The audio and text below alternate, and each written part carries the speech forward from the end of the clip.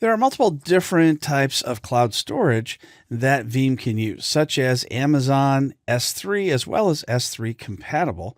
Then you have the IBM Cloud, Google Cloud, and Azure.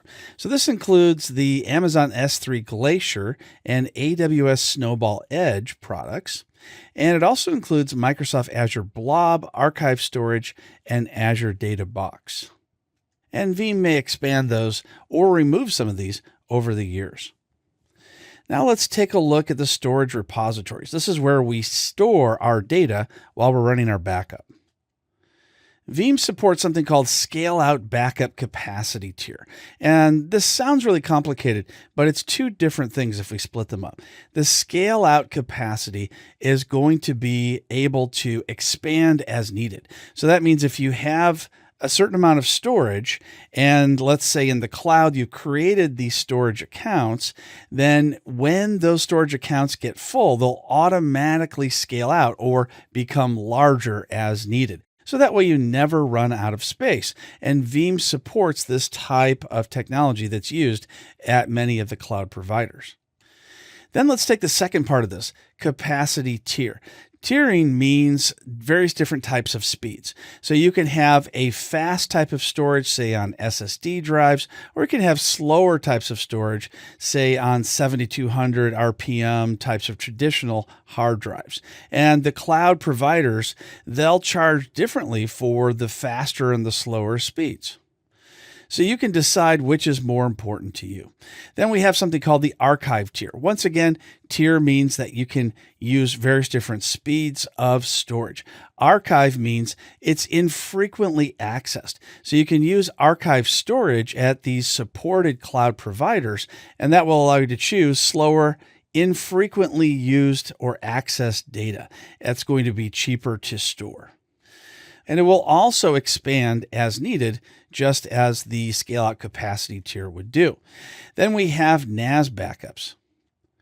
So we can choose a NAS device on the network, and that can be many different types of devices, whether Windows or Linux based. And you can use the NAS backup in order to send off your storage requirements to another server, but still in your local network. Alternatively, it could be a slower private cloud as well. So it's not going to back up as quickly to a NAS that may be in a private cloud in a data center nearby, but it will still be able to be used if needed. Next, I'm going to go into Veeam and add some storage repositories so they can be used for backup solutions. I'm in the Veeam application, and you can see it automatically found my E drive. My E drive was not being used by anything else, and it went ahead and added it as a storage repository automatically. If I change my mind on that, I can go ahead and choose to remove the repository, or if I'd like to make some changes to it, I can click on Edit. And the wizard pops up, and I can just go through various different parts of this to decide how I want to make changes. When I clicked on the populate button, it shows me both my C and my E drive. And if I had any other drives, it would show those as well. So I'm going to go ahead and keep using the E drive because I don't want to use my C drive. And that would definitely be a problem. It would slow down the server and I could end up filling up my hard drive, making it unusable.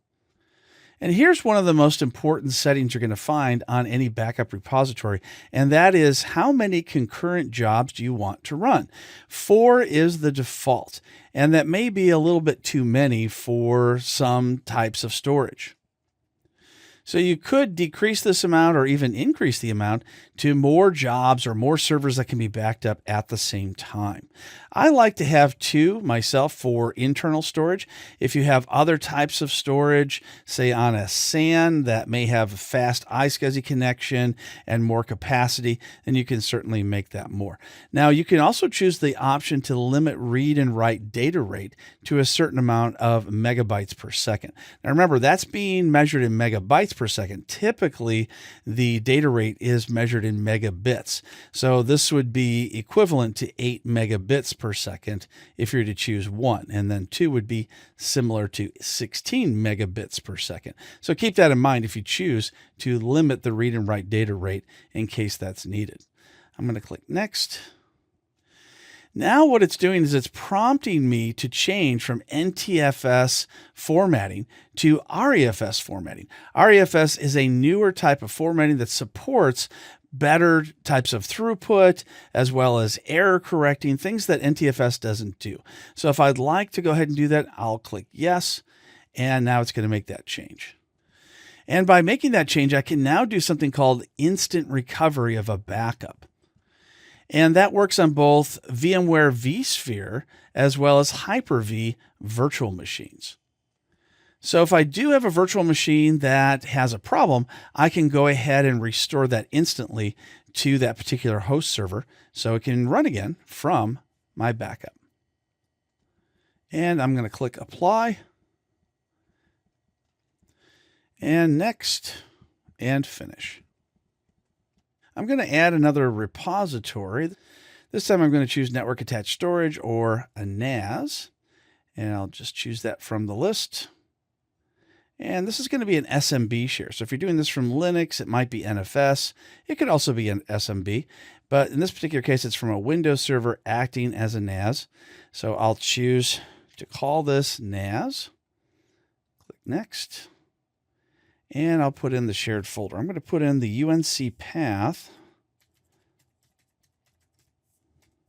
Just as you see here, I could also use the server name. So either the IP address or the name followed by the shared folder.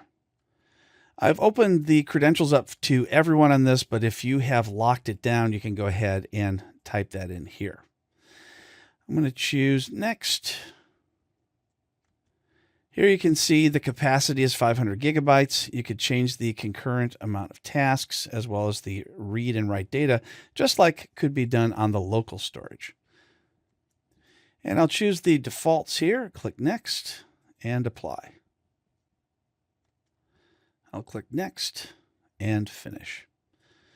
Once the storage repositories have been created, it's now possible to perform your first backup. If you're following along, make sure you have a good storage repository before creating your first backup in Veeam.